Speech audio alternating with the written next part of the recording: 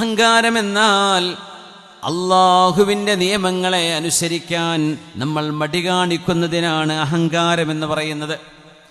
അള്ളാഹുവിൻ്റെ നിയമങ്ങൾക്ക് അനുസരണ ചെയ്യാതിരിക്കാൻ കാരണങ്ങൾ കണ്ടെത്തി ഒഴിഞ്ഞു മാറുന്നതിനാണ് കിബിർ എന്ന് പറയുന്നത്.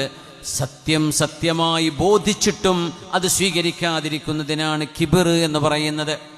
തെളിവുകൾ മുമ്പിൽ നിരത്തി കൊടുക്കുമ്പോൾ, രേഖകൾ സമർപ്പിച്ചു കൊടുക്കുമ്പോൾ അത് ഞാൻ അംഗീകരിക്കില്ല എന്ന് പറയുന്നതിനെയാണ് കിബിർ എന്ന് പറയുന്നത്. ഒരു പ്രശ്നപരിഹാരത്തിന് മഹല്ല് ജമാഅത്ത് ഇടപെടുമ്പോൾ നിങ്ങളിത് ഇടപെടണം, സ്വീകരിക്കണമെന്ന് മഹല്ല് ഭാരവാഹികൾ വന്ന് പറയുമ്പോൾ, ഇനി നിങ്ങളല്ല നിങ്ങളുടെ വല്ലിപ്പമാർ വന്ന് പറഞ്ഞാലും ഞാനിത് സ്വീകരിക്കൂല എന്ന് പറയുന്ന നിലപാടിനെയാണ് കിബിർ എന്ന് പറയുന്നത്. മൻ കാന ഫീ ഖൽബിഹി ഹബ്ബത്തു ഖർദലിൻ മിൻ കിബിരിൻ.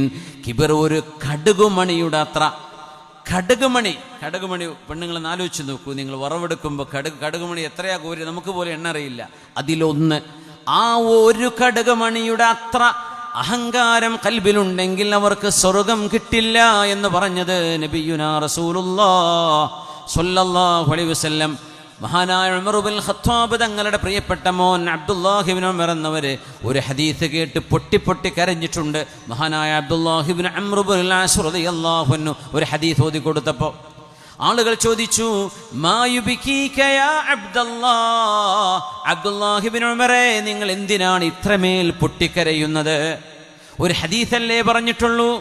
അപ്പോൾ പറഞ്ഞു, നിങ്ങൾക്കറിയുമോ ഏതാണ് ഹദീസ് എന്നറിയുമോ? എന്നോട് അബ്ദുല്ലാഹി ഇബ്നു അംർ ഇബ്നുൽ ആസ് റളിയല്ലാഹു അൻഹുമാ പറഞ്ഞ ഹദീസ്, ലാ യദ്ഖുലുൽ ജന്നത മൻ കാന ഫീ ഖൽബിഹി മിസ്ഖാലു ദർറത്തിൻ മിൻ കിബ്രിൻ.